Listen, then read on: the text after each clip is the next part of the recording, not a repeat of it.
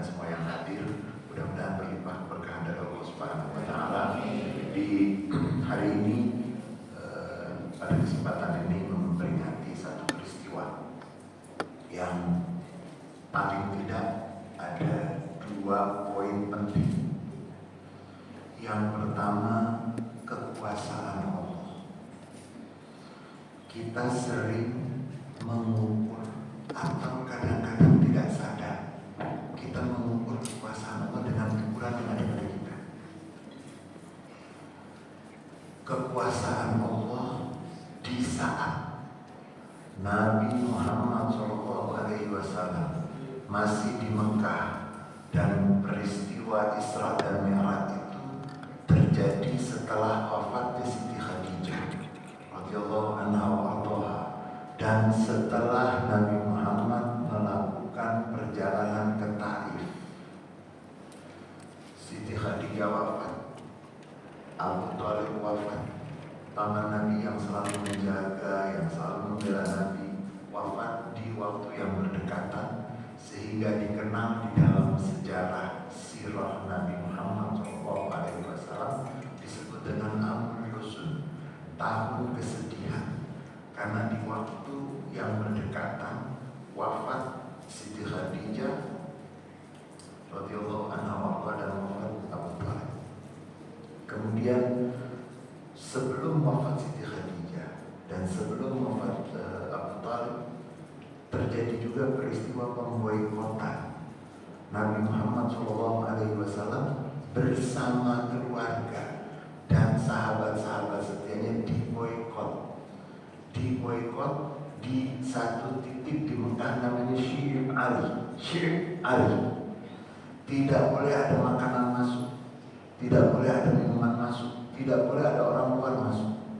Dan perjanjiannya sekian tahun, dan perjanjian pemboikotan tersebut mereka letakkan di dalam Ka'bah. Rasulullah SAW mendapatkan informasi dari malaikat Jibril alaihissalam bahwa perjanjian yang ditulis, yang ditaruh di dalam Ka'bah sudah dimakan oleh rayap. Nabi menyampaikan itu, penduduk Mekah tidak percaya. Nabi Muhammad mengatakan, silakan lihat, kalau benar keluarkan kami dan bebaskan kami dari pemboikotan ini. Begitu dibuka benar, dan yang tidak dimakan oleh rakyat hanya lafaz Allah. Mereka percaya dengan adanya Allah, cuma bedanya mereka menganggap Allah memiliki sekutu,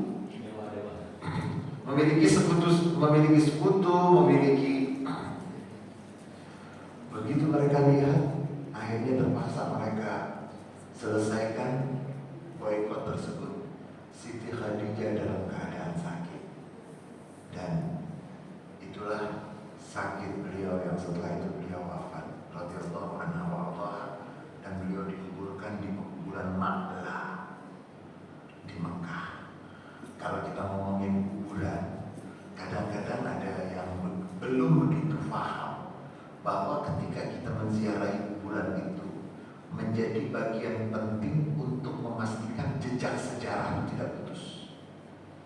Jadi ada beberapa tokoh Indonesia, Ki Bagus siapa begitu dari Muhammadiyah, sudah mendapatkan gelar sebagai pahlawan, namun belum diketahui kuburannya. Sehingga ketika kita berbicara ziarah kubur, jangan disempitkan dan didangkalkan hanya urusan syirik, tidak syirik, dan seterusnya. Karena kalau syirik dan tidak syirik cukup diselesaikan dengan edukasi. Namun ada yang tidak boleh kita lupakan. Dari mana saya mengetahui bahwa tokoh itu pernah ada? Kalau kuburannya ada dan selalu diziarahi, dengan itu semakin kuat bahwa ini bukan tokoh fiktif.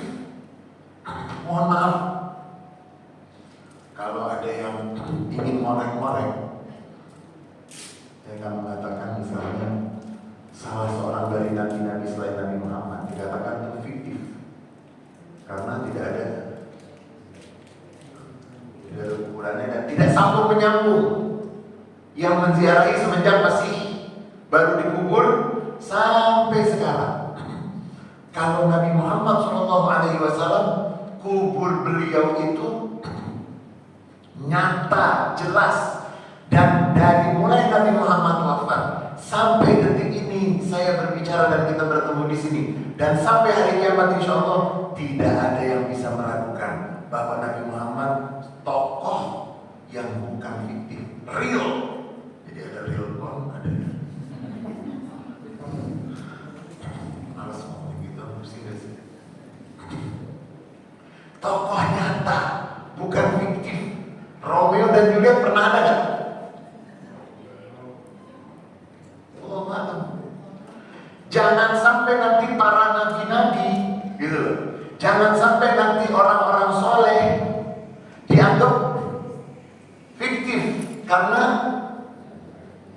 makanya ziarah kubur itu mengingatkan kita kepada akhirat,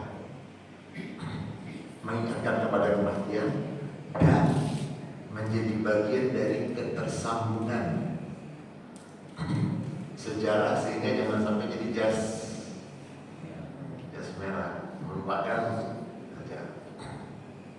Siti Khadijah dikubur di Ma'la, Abu Thalib pun dikubur di Ma'la. Memang yang kita sayangkan sekarang kalau kita ke Ma'la, dan itu keputusan dari otoritas negara setempat, memang tidak ada tanda-tanda tertentu. Ya hanya hijau, kemudian yang mana tempatnya memang tidak, itu yang kita sayangkan. Mudah-mudahan nanti kerajaan Arab Saudi mungkin bisa punya pandangan yang bisa lebih terbuka misalnya, atau lebih sesuai dengan yang kita harapkan untuk memastikan peninggalan itu tidak terlupakan. Siti Khadijah wafat, Abu Thalib wafat, Nabi Muhammad mencari tempat yang diharapkan tempat itu akan menerima dakwah beliau.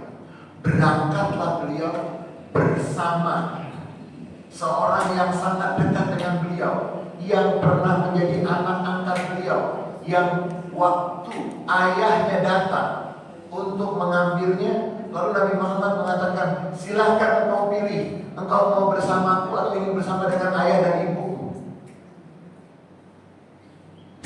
Beliau memilih, aku ingin hidup dengan Nabi Muhammad dan Siti Khadijah. Siapa orang tersebut? Yang tahu dapat sepeda. Zaid bin Al-Harithah, sahabat Zaid bin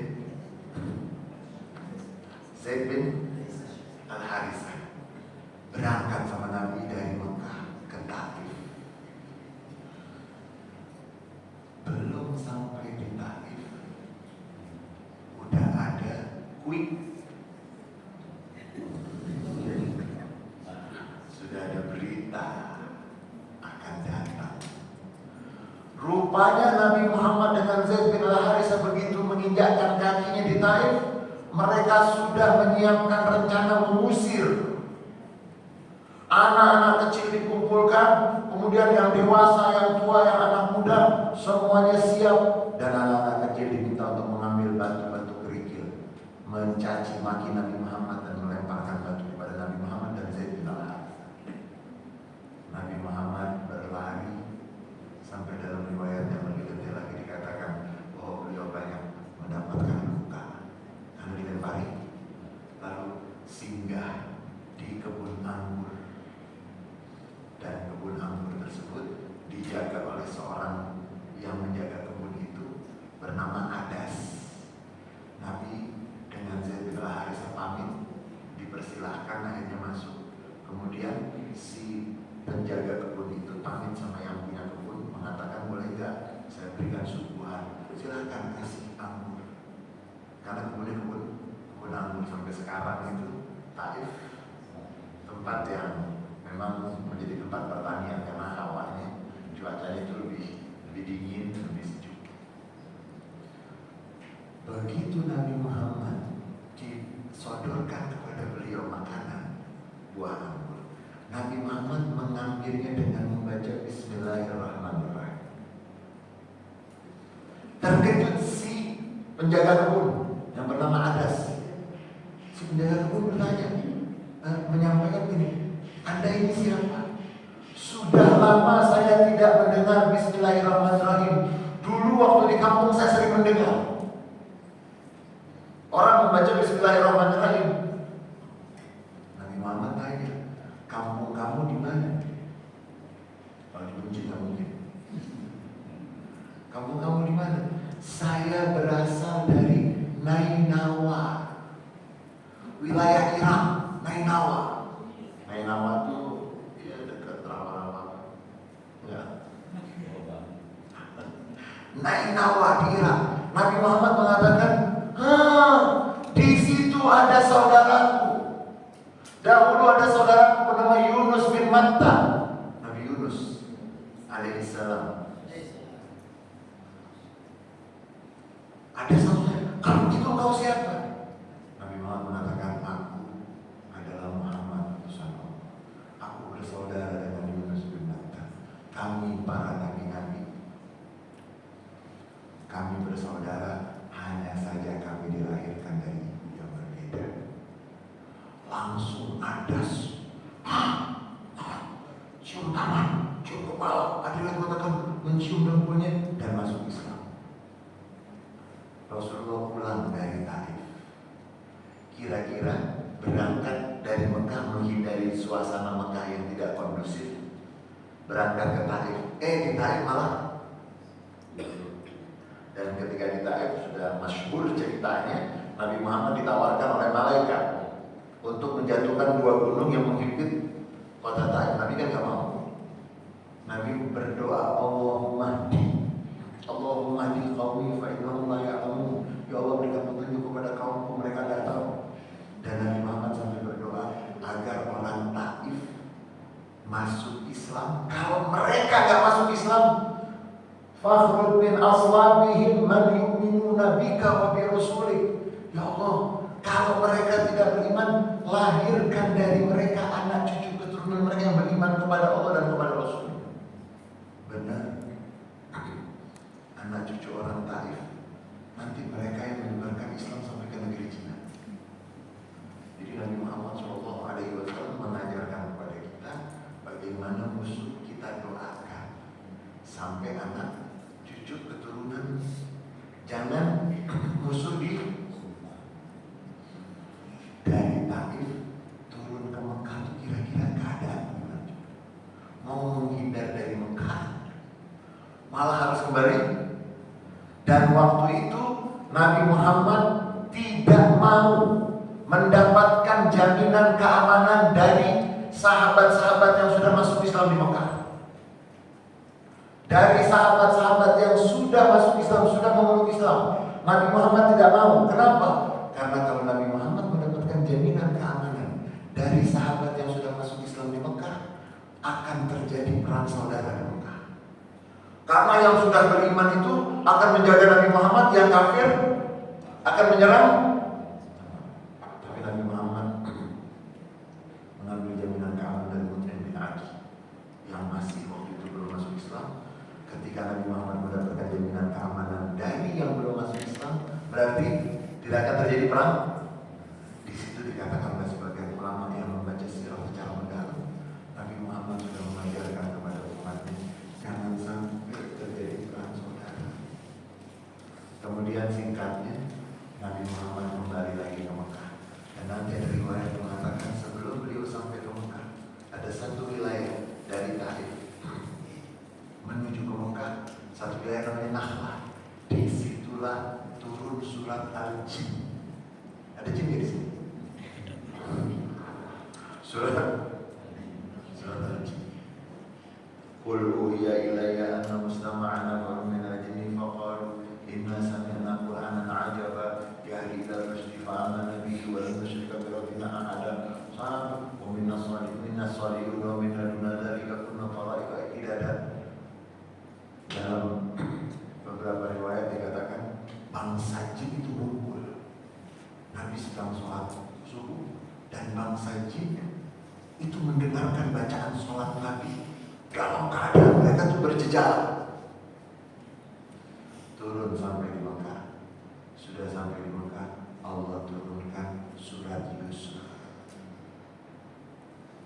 surat Yusuf, nanti dikatakan surat Yusuf itu surat yang turunnya dalam keadaan Nabi Muhammad dihibur dari kesedihan wafatnya Siti Khadijah, wafatnya Abu Thalib, kemudian peristiwa di Taif.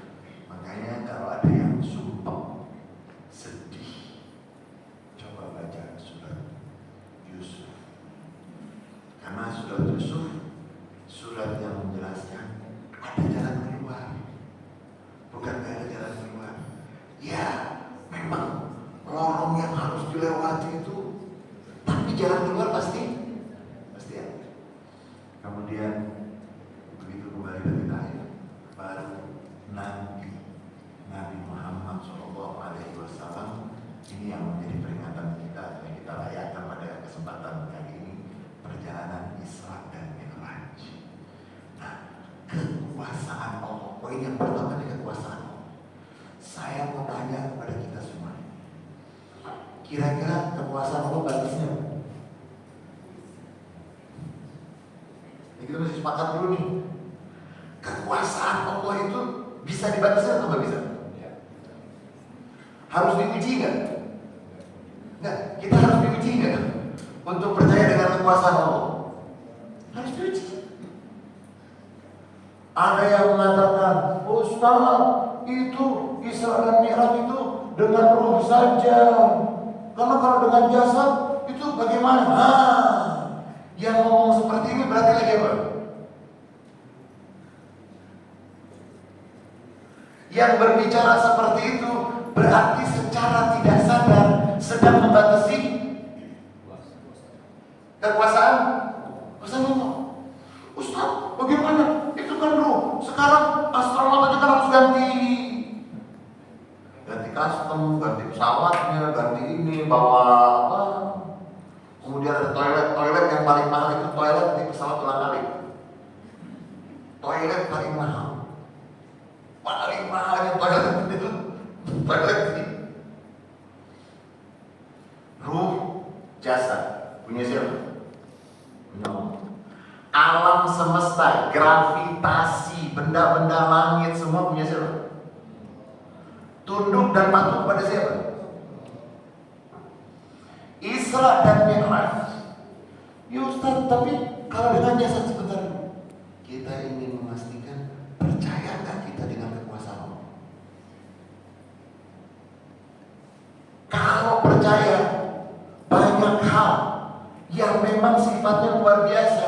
Kalau ada yang ditanya, ibunya Siti Hawa siapa?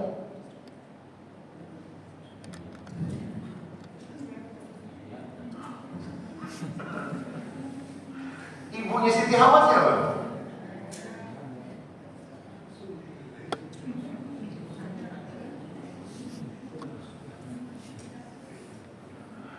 Ayahnya Nabi Isa. Kacau nggak? Kalau kita mengatakan nggak mungkin, pasti harus ada. Ini ibunya nggak ada. Yang satu lagi nggak ada ayahnya. Satu lagi pertanyaan, Nabi Ibrahim alaihissalam dilempar ke dalam api. Terus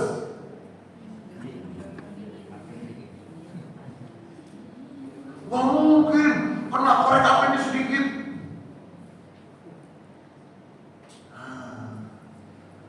Poin pertama ini adalah tentang kekuasaan Allah. Mantap kan? Allah itu kekuasaannya gak bisa dibatasi dengan hukum alam. Benar. Api itu membakar, benar gak salah.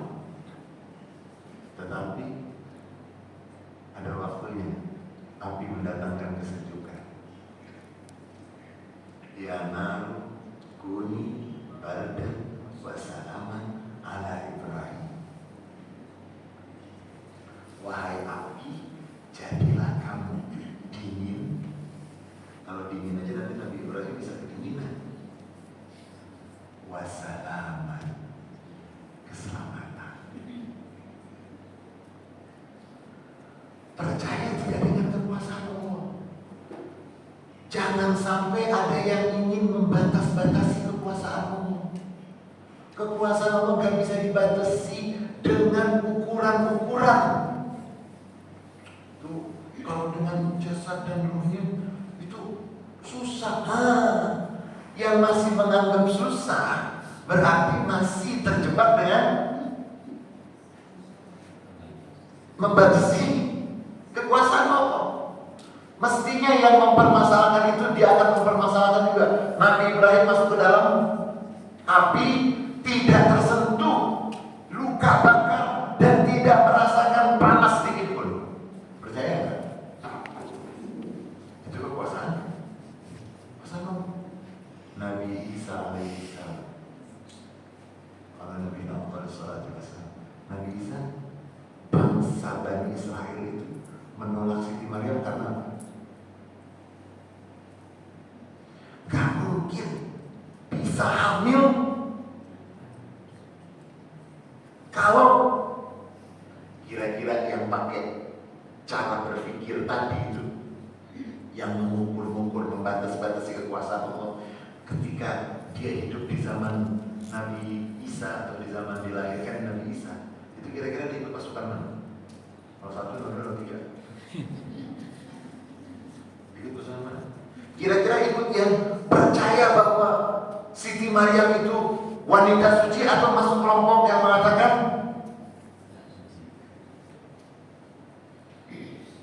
bahaya sekali kalau kita lupa kekuasaan Allah gak bisa dibatasi. Gak bisa dibatas-batasi. Kekuasaannya mutlak. Nabi Adam tanpa ayah, tanpa ibu. Siti Hawa dari satu ayah tapi punya ayah tapi tidak punya ibu. Nabi Isa punya ayah tapi punya. Kalau kita kan normal biasa, ada ayah ada ibu. Kekuasaan Allah, Isra dan Mi'raj terjadi ketika Nabi masih di Mekah, dan ini menjadi ujian keimanan kepada Allah Subhanahu wa Ta'ala. Percaya tidak kalau Allah itu Maha Kuasa? Diuji dengan apa? Dengan Nabi diperjalankan. Dan nanti para ulama lebih dalam lagi, mereka mengamati, oh, peristiwa Isra dan Mi'raj dalam Al-Quran itu di surat Al-Isra dimulai dengan lafaz subhana. Subhanalladzi asra bi 'abdihi lailan minal masjidil haram ila al-masjidil aqsa alladzi barakna 'alahu linuriyahu min ayatihi innahu huwas samiul basir. Subhana. Bukankah ketika kita melihat sesuatu yang istimewa kita mengucapkan subhanallah? Ini peristiwa yang, dan ketika kita menyebut subhanallah, di situ kita berarti mensucikan Allah dari semua yang akan merendahkan, tidak sesuai dengan keagungan Allah. Jadi ketika kita mengucapkan subhanallah, berarti di sini kita itu semua batas, semua kekurangan, semua keterikatan yang mengikat sehingga tidak bisa bergerak, itu semuanya tidak layak untuk keagungan Allah. Maha suci yang menjalankan, subhanalladzi asra, maha suci dia yang menjalankan. Nabi bukan jalan sendiri, Nabi bukan jalan, tapi dijalankan. Nah, pertanyaannya, yang menjalankan siapa? Maha Kuasa. Sehingga pertanyaan meragukan perjalanan tersebut berarti meragukan. Bahaya kan? Kecuali Nabi Muhammad mengatakan saya jalan sendiri. Enggak. Nabi Muhammad dijalankan. Subhanalladzi asra bi 'abdihi, menjalankan di malam hari hambanya. Kenapa nanti disebut ada hambanya? Jangan sampai ada yang menganggap ketika naik ke atas berarti Tuhan anak ketemu Tuhan hamba. Jangan sampai nanti kalau naik ke atas terus dipikir mau ketemu Tuhan anak, mau ketemu. Nggak Fi abdi. Dan nanti para ulama mengatakan dari segi bahasa, kalau disebut abd ain badal, itu artinya hamba zahir dan batin, ruh dan jasadnya. Maha suci yang menjalankan di malam hari. Siapa yang menjalankan? Allah. Allah Maha apa? Berarti pertanyaan nggak bisa ini aja bertentangan dengan Maha kekuasaan Allah Subhanahu Wa Taala. Hambanya di malam hari, dan bahasa Arab itu bahasa yang kaya. Jadi kenapa Al-Quran itu wahyu terakhir menggunakan bahasa Arab? Bukan karena Tuhan terpaksa, dia nabinya dari Jazirah Arab, udah bahasa Arab. Itu namanya Tuhan terpaksa. Kan terpaksa kan? Padahal di dalam sifat 20 gimana sifat 20? Kudrat, iroda. Tidak boleh Tuhan itu terpaksa. Ya, hasil wikonnya begitu. Ya, wikonnya gitu. Itu namanya apa? Terpaksa. Tuhan itu gak pernah terpaksa. Dan gak boleh Tuhan terpaksa. Gak boleh Tuhan itu mukrah itu gak boleh. Tuhan itu kudrat dan qadiran, muridan. Dia memiliki kudrat dan iradah. Bahasa Arab, ya karena nabinya, ya kalau nabinya turun di Jawa Barat nanti bahasanya itu namanya terpaksa. Kenapa bahasa Arab? Oh, bahasa Arab itu bahasa yang kaya dengan kosakata, memiliki tidak kurang, bukan saya yang berbicara, bukan ulama tapi non-muslim yang meneliti. Bahasa Arab itu memiliki tidak kurang 25 juta kosakata. Banyak sekali. Jalan malam hari beda dengan jalan bukan malam hari. Kalau kita kan bahasa Indonesia itu indah sekali ya, indah sekali. Makan siang, makan malam, makan pagi. Makan siang, makan malam, makan pagi. Bahasanya sama kan? Cuma ditempel, makan pagi, makan. Tapi kalau bahasa Arab, makan pagi, futur, makan siang, ada makan malam, asya. Kenapa dipilih bahasa Arab? Bukan karena dia makanya Jazirah. Itu namanya Tuhan terpaksa. Dan itu namanya jawaban orang yang mau mikir. Ada apa ya dengan bahasa Arab? Kan mestinya begitu. Asra menjalankan di malam hari. Tapi kenapa ayatnya nanti masih menyebut lailan? Padahal jalan di malam hari kok masih disebut itu malam juga. Oh, diperjalankan di malam hari, bukan satu malam full. Lailan sebagian malam. Kalau satu malam full itu kan dari mulai terbenam sampai terbitnya matahari. Lailan sebagian malam, minal masjidil haram ila masjidil aqsa. Menarik lagi. Dua masjid, Masjidil Haram dan Masjidil Aqsa. Sampai kalau menurut dalam Qasidah Budai, Saraita min haram min lailan ila haram kama sar badrul fi dajin minas. Belum ada makan. Apa? Oh, dikasih. Saraita min haram min lailan ila haram kama sar badrul fi dajin minas zulmi. Engkau telah berjalan di malam hari dari tanah haram ke tanah haram. Saraita min haram min lailan ila haramin kama sar badru fi dajin min az-zulami. Sebagaimana seperti perjalanan bulan purnama di malam yang gelap tapi terang. Malamnya gelap, bulan purnamanya. Nah, perjalanan Muhammad itu lailan sebagian malam. Maksudnya apa? Nanti ada riwayat dari Ummu Hani, sepupu Rasulullah SAW, yang mengatakan malam Isra dan Mi'raj itu Rasulullah dari tempat apa? Ada riwayat mengatakan dari rumah beliau dan tempat yang Nabi tinggalkan. Kita kalau duduk nih, kalau tidur, ya bangku ini kita duduk di sini, kita tinggalkan. Hangatnya sampai berapa menit?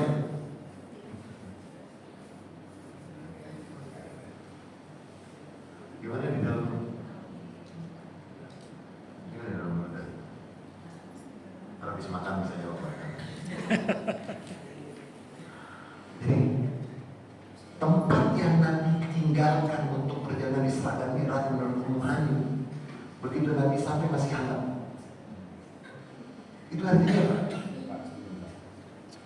Oh, Ustaz, kalau masih ada yang percaya dengan Harry Potter, masa tak percaya sama Isra Mi'raj? Harry Potter yang bisa menarik waktu kan? Waktu ditarik, ruang dan waktu diamankan. Sebagian malam, bukan sepenuh malam. Minal Masjidil Haram ila Masjidil Aqsa. Ada apa dengan Masjidil Haram? Ada apa dengan Masjidil Aqsa? Masjidil Haram awal baitul mu'adnas, rumah ibadah yang pertama dibangun.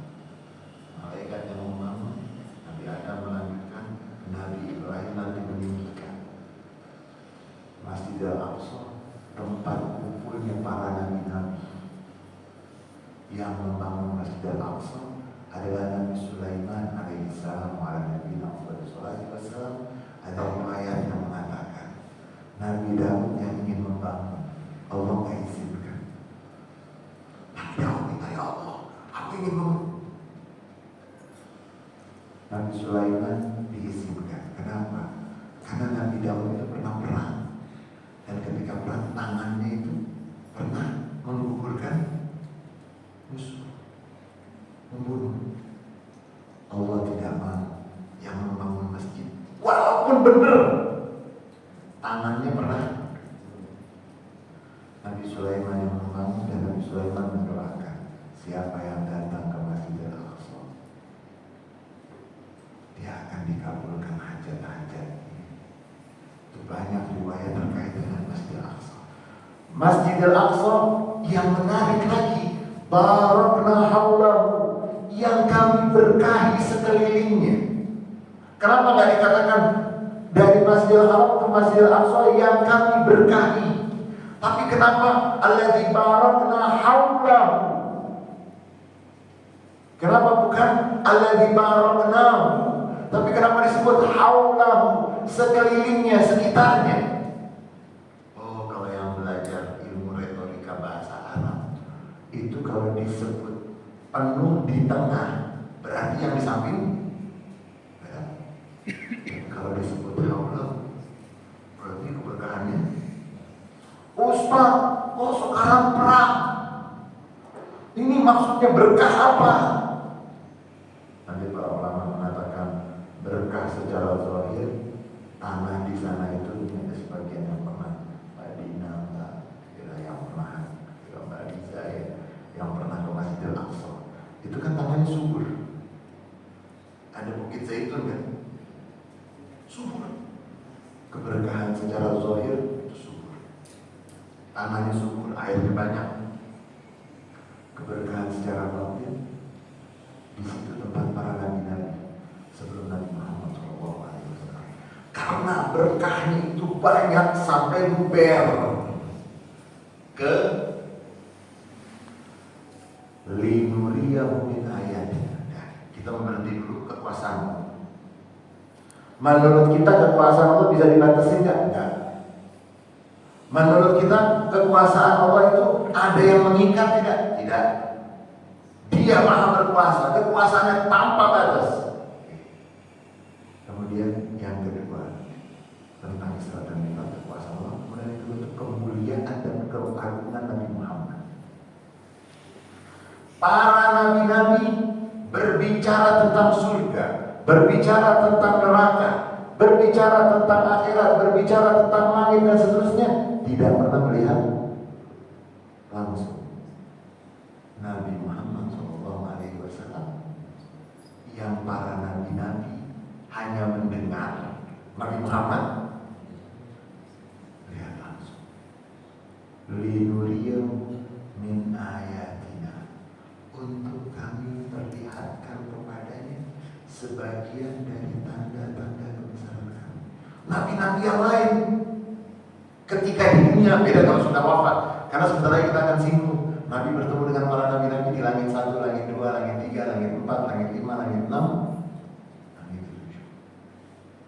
Nabi-nabi alaihi wassalatu wassalam, ala nabiyina Muhammad sallallahu alaihi wasallam, para nabi-nabi itu sebelum meninggal dunia berbicara tentang surga, berbicara tentang neraka, tidak pernah melihat.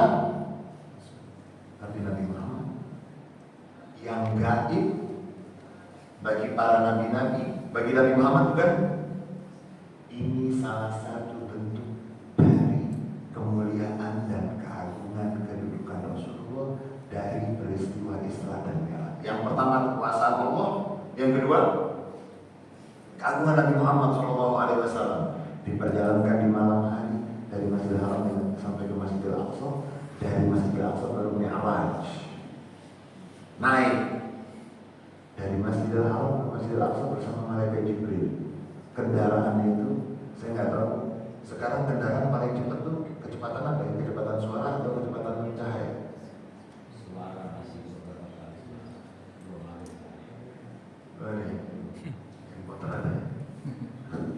Kecepatan itu yang paling cepat atau alat transportasi? Mungkin suara ya? Suara sekarang. Cahaya mungkin belum. Cahaya 360 km per detik. Kalau ini yang selalu saya sampaikan, ilmu pengetahuan dengan wahyu, ilmu pengetahuan itu menyusul, sering terlambat, sering terlambat. Ilmu pengetahuan itu nanti akan menyesuaikan. Mereka yang hidup di zaman Nabi Muhammad, terutama orang-orang kafir Mekah, mereka tidak mau percaya dengan Isra dan Mi'raj karena standar mereka waktu itu kendaraan paling cepat adalah onta atau kuda. Sementara Nabi Muhammad sudah menjelaskan naiknya bukan onta, bukan kuda, tapi naiknya buruk. Lagi-lagi mengingatkan kita tentang kekuasaan buruk. Dari kata albar, cepat. Kilat itu albar. Dari Masjidil Haram nanti berhenti beberapa tempat. Berhenti yang pertama, nanti tanya, wahai Jibril, kita di mana? Malaikat Jibril mengatakan ini namanya Tawbah Thaibah, Madinah Al-Munawwarah, Ilaiha Al-Muhajarah. Ini namanya Yathrib, kota Madinah. Tawbah, kota yang harum, kota yang semerbak, kota yang berperadaban, namanya Madinah Munawwarah. Nanti kamu akan hijrah ke situ. Dari situ berangkat lagi, berhenti lagi. Jibril, di mana kita berhenti? Ya, sekarang kita berhenti di Madian, di kota, di wilayah Madian, yang di situ Nabi Syuaib menerima Nabi Musa, dan nanti Nabi Musa dinikahkan dengan putri. Berangkat lagi, berhenti lagi. Di mana wahai Jibril? Sekarang kita berhenti di Gunung Sinai. Di sini Nabi Musa alaihissalam mendapatkan wahyu tanpa perantara. Ini nggak langsung Masjidil Aqsa. Jadi berhenti, kemudian berhenti lagi. Di mana Jibril kita berhenti? Di Bethlehem, tempat dilahirkannya Nabi Isa. Baru sampai di Masjidil Aqsa, dan nanti dikatakan ketika Nabi Muhammad sampai di Masjidil Aqsa, para nabi-nabi yang jumlahnya 124.000 arwah mereka, bukan jasad. Kalau jasad kan sempit, kalau jasad arwah mereka 124.000 menanti kedatangan Nabi Muhammad. Malaikat Jibril alaihissalam yang memegang tangan Nabi Muhammad, membawa Nabi Muhammad ke depan sehingga Nabi Muhammad menjadi imam. Dan disitulah dikatakan bahwa dikukuhkan benar-benar Nabi Muhammad itu pimpinan para nabi dan rasul. Dari situ baru berangkat, namanya Mi'raj. Dari Masjidil Haram ke Masjidil Aqsa dipermasalahkan. Dari Masjidil Aqsa ke langit lebih. Kalau nggak percaya dengan kekuasaan Allah, repot nggak? Dari Masjidil Aqsa dinaikkan. Langit pertama bertemu dengan Bapa para manusia, Nabi seperti Adam.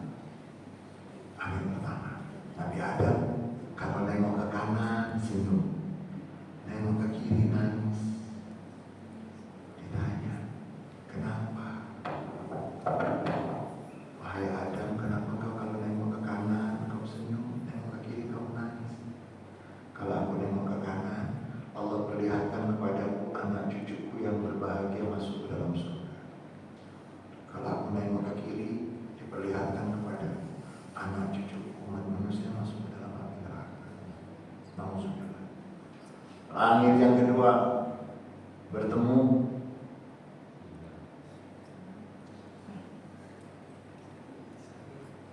ini santri-santri kita kan. Kalau saya nanya orang kan salah. Langit kedua yang paling dekat dengan Nabi zamannya Nabi siapa? Nabi Isa alaihissalam. Nabi Isa. Dan nanti dikatakan di langit kedua tersebut Nabi Muhammad bertemu dengan Nabi Isa dan saudara sepupunya namanya Nabi santri-santri. Siapa sepupu Nabi Isa? Ini kalau jam segini mungkin konsentrasi agak. Nabi Yahya,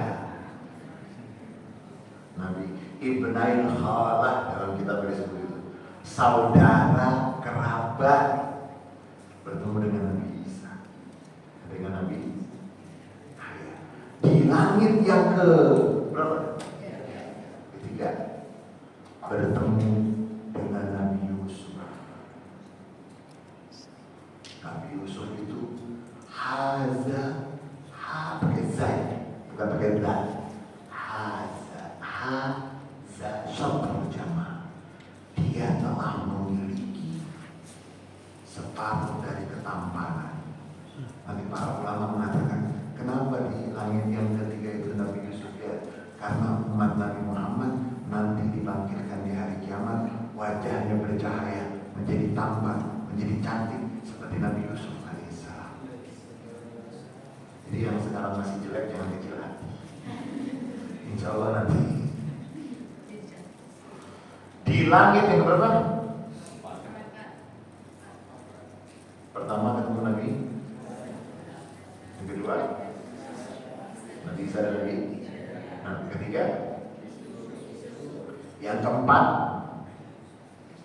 Google Nabi Idris. Nabi Idris dikatakan Nabi yang profesinya orang yang pertama membuat pensil, membuat cangkul. Nabi Idris. Kemudian langit berapa selain? Kelima. Langit kelima bertemu dengan Nabi Harun. Nabi Harun janggutnya ada putih-putih. Disebut dalam bahasa Wafilahiyatihi bayam. Dia kan janggutnya itu ada putih-putih. Dari langit kelima ke enam, ini kan kelima Nabi Harun. Langit ke enam bertemu dengan Nabi Musa. Ketika ketemu Nabi Musa nyambutnya beda. Ini engkau Muhammad. Hadza ghulam. Ini anak muda. Namanya sudah istimewa. Kemudian dari situ baru ke langit ketujuh, bertemu dengan Nabi Ibrahim alaihissalam. Langit pertama Abul Bashar. Langit pertama bertemu dengan bapak para umat manusia. Langit ketujuh bapak para nabi-nabi. Pas kan? Nabi Musa, kemudian Nabi Ibrahim. Di Nabi Ibrahim ada dialog. Nabi Ibrahim mengatakan, salam ya untuk umatmu wahai Muhammad. Kasih tahu sama umatmu, surga itu indah tanahnya, indah airnya. Kasih tahu umatmu, faltaghris ummatuka. Kasih tahu sama umatmu untuk memiliki pohon di surga. Bagaimana caranya wahai ayah kami Ibrahim? Beritahu kepada umatmu, faltuksir ummatuka min qawli la haula wala quwwata illa billah. Kasih tahu kepada umatmu untuk memperbanyak mengucapkan la haula wala quwwata illa billah. Dengan satu kali dia mengucapkan, dia telah mendapatkan pohon yang indah di surga. Setelah itu baru Nabi Muhammad meninggalkan langit yang ketujuh. Malaikat Jibril pamit, wahai Rasulullah, Ini jitastu ihtarabtu wa ini jitasta ikhtarabtu. Hak semua. Kalau engkau melanjutkan perjalanan, engkau bisa menembus. Tapi kalau aku akan terbakar, wa ma minna illa ladaihi maqamun ma'lum. Malaikat Jibril bacakan itu. Setiap malaikat memiliki kedudukan yang sudah dikenal. Gak bisa saya. Nah, tadi kan di awal saya katakan Isra Mi'raj itu kekuasaan Allah dan kemuliaan Rasulullah Shallallahu Alaihi Wasallam. Nabi Muhammad sampai bertanya kepada malaikat Jibril, ayatruku khalilun khalilahu. Jibril, apakah ada kekasih yang meninggalkan kekasihnya di tengah perjalanan seperti ini? Malaikat Jibril mengatakan, kalau aku lanjutkan, aku akan terbakar. Nabi Muhammad melanjutkan sampai wa wasala ila hadratil itlaq tasyhadu dzat. Ini biasa dibaca sama mereka dalam sudut dulu ya. Tasyhadu dzat sampai wa wasala ila hadratil itlaq, sampai ke kehadiran yang tanpa batas. Tasyhadu dzat. Di sana Nabi Muhammad hanya sendiri, tidak ada kecuali Nabi Muhammad. Dalam riwayat yang dikatakan Nabi Muhammad sujud, kemudian Nabi Muhammad duduk tasyahud akhir, duduk rakaat terakhir, dan Nabi Muhammad membaca at-tahiyatul mubarakatus shalawatut thayyibatul lillah. Kemudian ada salam dari Allah, assalamu alaika ayyuhan nabi wa rahmatullahi wa barakatuh. Nabi tidak mau beliau sendiri, umatnya tertinggal. Beliau mengatakan assalamu alaina wa ala ibadillahi shalihin. Kemudian terjadi dialog dengan berbagai macam riwayat, tetapi paling tidak singkatnya dialog tersebut Nabi Muhammad ditanya, apa yang paling kau inginkan wahai Muhammad kekasih? Nabi Muhammad sudah melihat surga, melihat neraka, sudah melihat semuanya. Enak gak di atas? Biasanya orang kalau sudah di atas gimana? Kalau sudah di atas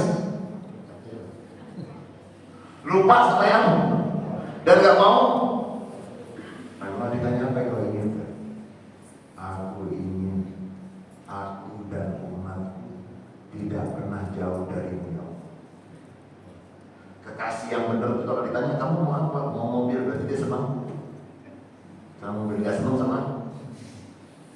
Ditanya mau apa? Mau ini, mau itu, berarti dia Nabi Muhammad SAW ditanya mau apa? Aku mau tidak pernah aku dan umatku jauh darimu. Dikasihlah sholat 50 waktu. 50 supaya nggak jauh, supaya tidak jauh dan tidak bisa jauh. Orang tua yang sayang sama anaknya, pesan sama anaknya, kamu telepon mama 2 tahun sekali ya, gitu. Berapa kali? Sebanyak 1 hari jangan sampai nggak telepon. Pokoknya kamu begitu zuhur istirahat telepon mama. Kemudian sebelum tidur telepon. Kamu nggak mau? Dikasih 50 waktu. Nabi Muhammad SAW selalu menerima begitu dikasih 50 waktu, karena itu membuat umatnya dekat dengan Allah. Turun ketemu Nabi Ibrahim dapat apa? Selamat. Ketemu Nabi Isa, Nabi Musa. Ustaz kok naik turun langsung aja? Nah itu kalau dalam pernikahan nggak ada palang pintunya. To the point. Palang pintu dia benar Isra Mi'raj. Benar. Karena setiap pintu langit itu bertanya, siapa di depan? Jibril, man ma'ab, Muhammad, al-Mu'is, am lam yub'ats. Udah diutus atau belum diutus? Udah. marhaban bin Nabi Saleh wal akhi Saleh. Dalam pintu tuh Nabi loh. Kan malaikat udah tahu Nabi Muhammad. Tapi kenapa Nabi Musa alaihissalam nanti para ulama mengatakan Nabi Musa mendapat kesempatan menatap wajah Nabi Muhammad. Gak mau. Mohon maaf ini contohnya agak rendah.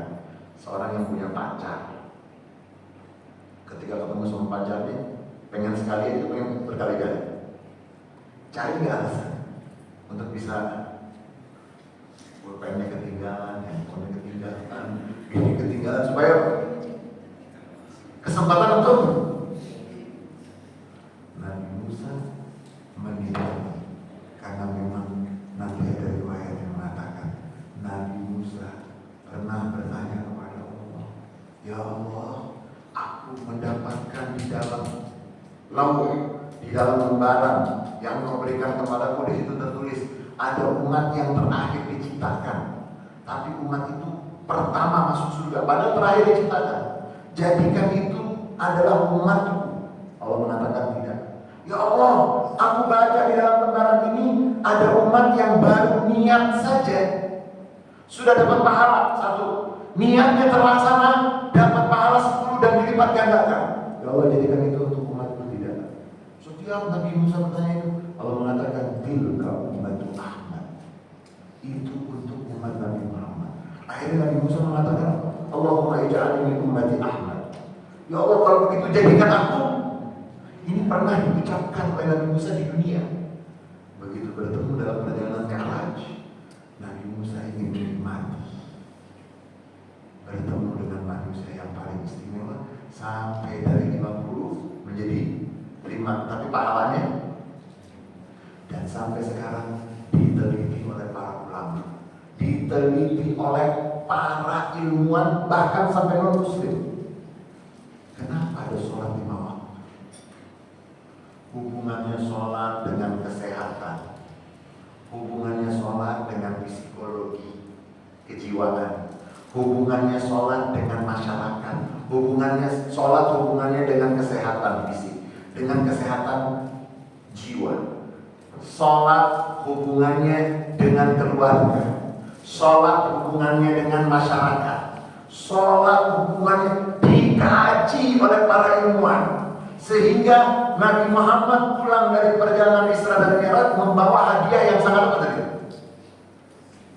Dari sisi kesehatan. Jangan kita pikir itu ruku dan sujud itu nggak ada manfaat. Ada manfaat. Kenapa takbirnya begini? Kenapa nggak boleh sembarangan gimana gitu kayak orang mau ngomong? Kenapa? Ada apa gitu? Akbar. Kenapa ruku seperti itu? Kenapa bangun dari ruku? Kenapa harus ada tumanina? Kenapa sujud? Berapa a'dha sujud? Berapa organ tubuh yang terlibat dalam sujud? Kenapa sujud harus seperti itu? Kenapa sampai duduk terakhir itu tasyahud? Duduknya seperti itu tuh, tasyahud akhir itu seperti kenapa? Menjadi kajian yang istimewa yang tidak ada yang memungkiri. Sholat adalah hadiah yang begitu istimewa, diambil bukan diturunkan. Tapi sehingga para ulama mengatakan as-shalatu mi'rajul mu'min. Sholat adalah mi'raj setiap orang yang beriman. Ya, fisiknya di sini dibuncit, tapi ketika dia sholat, ruhnya kemana? Hubungannya kemana? Malaikat. Bukankah setiap kita menunggu sholat tadi malaikat udah ramai? Begitu kita sholat, malaikat mendoakan kita, malaikat mengaminkan. Isra dan Mi'raj, ujian kepercayaan akan kekuasaan Allah. Kemudian Isra dan Mi'raj, di sana terlihat kemuliaan dan keagungan Rasulullah SAW. Dan saya sebetulnya mau lebih lama, cuma saya harus meninggalkan tempat, harus meninggalkan tempat, jadi sedikit aja. Waktu Nabi Isra dan Mi'raj, Nabi pakai sendal bukan?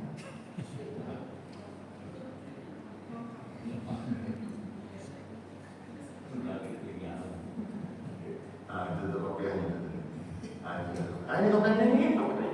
Itu di atasnya betul lambang betul. Apa? Lambang betul. Apa? Trompa artinya apa? Sendal. Ini adik-adik kita nih dari santri ini, kopiah itu ada gitu. Kenapa ditaruh di kopiah, di kepala? Karena Nabi Muhammad SAW ketika Isra dan Mi'raj, terompanya, sendalnya tidak diperintahkan untuk dibuka. Sendalnya ikut. Sampai ini. Sendal terompa beliau itu ala ra'si hadal qaumi na'lu Muhammadin ala fajami'ul khalqi tahta zilalihi. Di atas alam semesta ini pernah ada sendal. Benar. Kenapa para ulama itu membuat Syekh Yusuf An-Nabahani, ulama besar dari Libanon, yang punya hubungan dengan Rasulullah itu luar biasa, sampai dikatakan beliau itu hampir setiap hari itu mimpi Rasulullah. Itu beliau yang membuat gambar terompa Rasulullah karena dapat mimpi. Tadi bisa. Sendal terompa Nabi itu ikut. Ini yang kita sebut tadi ada kemuliaan. Sendalnya saja mulia. Dan para ulama termasuk Syekh Yusuf An-Nabahani, ulama besar dari Libanon, itu beliau ketika membuat puisi tersebut mengatakan di atas alam semesta ini ala rasi hadal qurna Muhammadin ala fajmi'ul khalqi tahta zilalihi. Di atas alam semesta ini ada sendal Nabi Muhammad. Semua di bawah sendal Nabi Muhammad, termasuk kepala kayak gitu. Ladatu nudiya Musa, ketika di Gunung Sinai Allah panggil Nabi Musa dan Allah perintahkan ikhlaqna laiki innaka bil wadil muqaddas tuwa. Wahai Musa, buka alas kakimu karena kamu berada di lembah yang disucikan. Tapi untuk Nabi Muhammad sudah sampai ke arsy, tidak diperintahkan untuk melepas sendalnya karena beliau suci. Semua yang ada pada beliau dihitung dan benar-benar suci. Debu yang bersentuhan dengan Nabi Muhammad, debu itu menjadi istimewa. Ludah Nabi Muhammad, bekas air wudhu Nabi Muhammad, semua yang ada kaitan dengan Nabi Muhammad, semua terhormat dan semua mulia. Dan sebagai penutup dari banyak yang Nabi Muhammad, dia ada satu yang kira-kira perlu saya sebut di sini. Ada satu yang Nabi Muhammad tanya, wahai Jibril, itu malaikat yang di situ siapa namanya? Kok nggak ada senyumnya sama sekali? Nggak senyum sama sekali. Semua yang bertemu dengan aku ini menyambutku dengan senyum. Kenapa yang itu nggak senyum? Siapa dia? Malaikat itu yang mana ya? Oh, itu malaikat Malik yang jaga api neraka. Dia bukan nggak mau senyum, dia nggak bisa senyum. Kalau dia bisa senyum, dia hanya senyum khusus untuknya.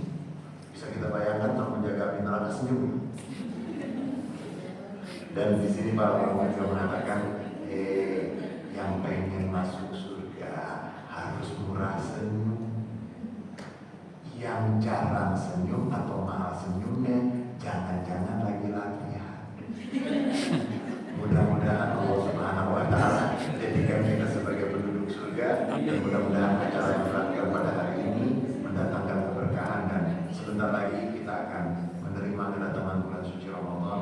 Mudah-mudahan apa yang kita lakukan ini bagian dari persiapan kita menyambut bulan suci Ramadan. Dan malam hari ini jatuh malam nisfu Sya'ban. Yang nggak percaya boleh, yang nggak ada masalah. Tetapi bagi yang ingin mengisi waktu-waktunya dengan sebaik-baiknya, silakan Yasin 3 kali, kemudian dengan doa-doanya, kumpul di masjid, kumpul di musola. Itu sudah menjadi budaya, bukan yang baru. Saya di pengajian hari pengajian hari Jumat yang kita bacakan dari kitab Akhbar Makkah, Imam Al-Faqih yang wafatnya 353, itu sudah menjelaskan kebiasaan penduduk Makkah tahun 300-an. Sekarang kita 1400. Tahun 300-an mereka tuh kalau malam nisfu Sya'ban itu kumpul di masjid, baca Yasin sampai malam. Kemudian air Zam-Zam yang mereka dapat di malam nisfu Sya'ban itu mereka simpan.